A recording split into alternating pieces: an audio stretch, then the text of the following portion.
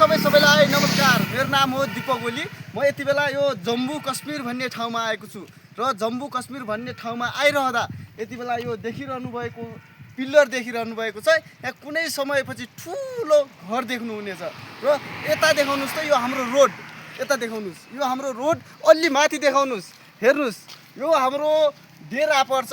हामी बस्ने डेरा एकदमै पनि भिआइपी वाला छ। भित्र हेर्न सक्नुहुन्छ, लग्जरी रुम छ है। अलि यता हेर्नु सक्नुहुन्छ तपाईहरु, यहाँ पारि आर्मी ग्यारेज छ। यहाँ बबाल आर्मीहरू छन् है।